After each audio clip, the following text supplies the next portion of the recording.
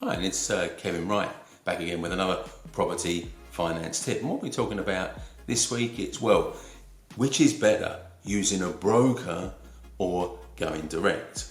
So if you want to know the answer to that question, stick around.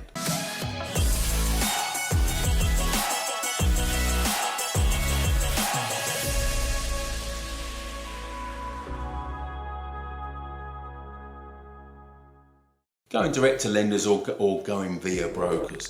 Well, there's a bit of a dilemma, isn't there? Some people favour one, some people favour the other. And neither's necessarily right or wrong, but they are different.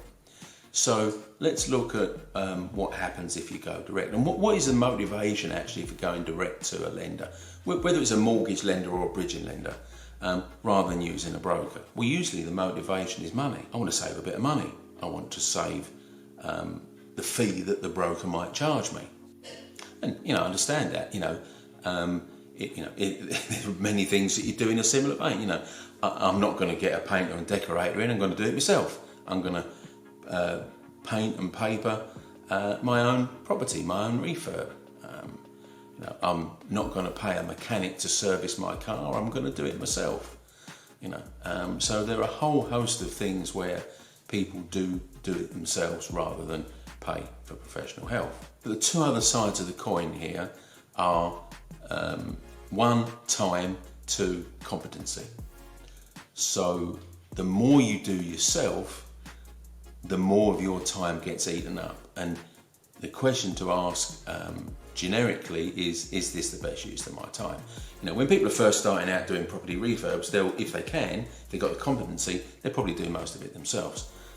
But they progress to a point where they're saying, hey, I could use my time better if I brought someone in and did the work for me, and I become more of a project manager than hands-on. So become more hands-off than hands-on. So time is a big thing, and we get good and we get fast at what we're expert in, but we take longer on what we do infrequently, just because we're not doing it every day. Simple as that. So you can source mortgages yourself. I understand that.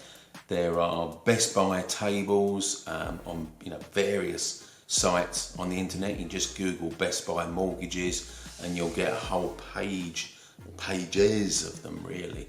So yeah, that's okay. But you've got to drill down into the detail, and drilling down into detail takes time, and it's going to take you longer than it would a broker because they're doing it every day for multiple clients and you're not. You'll do it every so often when you need a mortgage.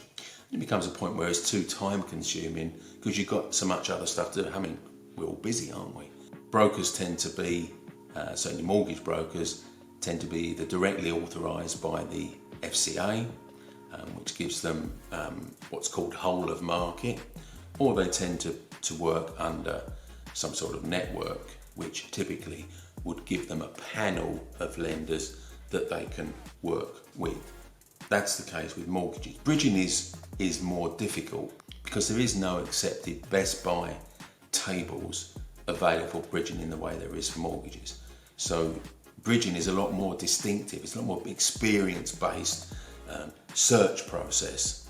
Even mortgage brokers that actually don't do much bridging at all find it harder to source bridging because you just can't go to a Best Buy table, even an industry, Best Buy table, not the public ones, public facing ones. Even a broker in Best Buy table, you can't really get them for bridging with anything like the degree of accuracy, if at all, that there is in mortgages. So bridging is much more of an experience and a feel thing. So, and the stakes are raised with bridging as well because it's a more expensive product and no one's, least of all me, is going to tell you that it isn't.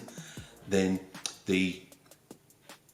getting it wrong, the margins of tolerance, the margins of error are much more finite, much narrower. If you do something wrong in bridging, it could cost you big time, and you're not talking a few quid, you could be talking a few £1,000s. So finding the right bridger is even more important. And I get that there are some possibly keener deals that are if you go direct to vendor. But here's the thing, and this applies to mortgage lenders and bridging lenders equally. You're not going to find a lender that says, hey fella, thanks for your inquiry. Actually, we're not the best on this. I suggest you go to XYZ lender. This is more their bag. So that's really not going to happen, is it? They're going to say, yes, we can do that for you, here it is. And you get the best of what they do, which is a myopic view, isn't it? So the advantage of a broker is they're able to sit back and take a panoramic view of all the different lenders and their varying advantages and disadvantages and select the best one for you. You've got a good broker, that's their main function. You know, probably on a weekly basis, I see people on a Facebook group, particularly around bridging. You know, hey, anyone got any recommendations to bridging lenders? Now, the thing with bridging is that it's bespoke lending based on perceived risk. So you're never going to get the same deal consistently from a bridger. You might put up a relationship with them, understand that, but they're never going to be the best for all types of deals that you do. So not finding the best bridger on a deal by deal basis is likely to cost you money in terms of fees or in terms of interest rate, or maybe additional fees that some charge that others don't. Or if you overrun, possibly one bridger's view on you overrunning compared to another bridger's view on you overrunning. So there's a lot of angles there that that going direct is not going to protect you against. As I often say, it's a bit like saying, hey, what car should I buy?